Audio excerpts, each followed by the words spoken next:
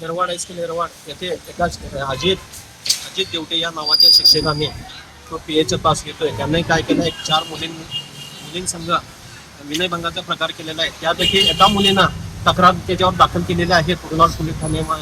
आणि हे प्रकरण मिटवण्यासाठी कुरुंदवाड्यातला 2 नंबर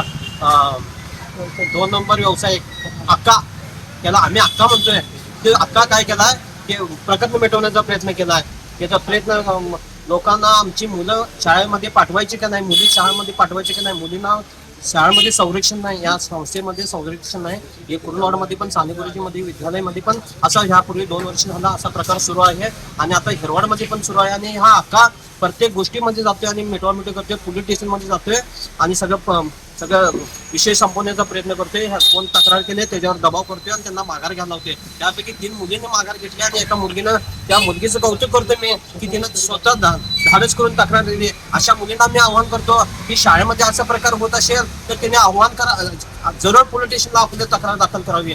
आणि त्यांना आम्ही पाठीशी राहतो त्यांच्या, कोण कुठला अकान बिका आम्ही कोणाच्या बाला भीत नाही.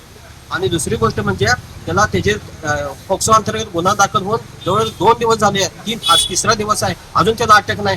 पोलिसांना अजून माणूस साधा गावात नाही, साधं पोरगं काय केलं तर लगेच तुम्ही संध्याकाळपासून पकडताय. आणि ह्याला एवढे तुम्ही हे दिलाय, ते गोव्यात आहे का कुठं आहे ते पकडून लगेच त्याला अटक करावी. तसे संस्थेच्या संस्थापकाने याला तात्काळ सस्पेंड करावा, बडतर्फ करण्यात यावा आणि ह्याचे केसेस कोण घ्यायचे नाहीत. असा प्रकार करणाऱ्याला गय केली जाणार नाही. आणि अजून 2 शिक्षक आहेत, त्यांची पण चौकशी व्हायला पाहिजे असं मी आज जाहीर करतो. जर 2 दिवसात त्याच्यावर बडतर्फची कारवाई आणि पोलिसांनी जर काही त्याला अटक नाही केली तर आम्ही पोलीस ठाण्यासमोर आणि शाळेवर मोर्चा काढणार आज मी जाहीर करतो. आज आमच्या संघटनेच्या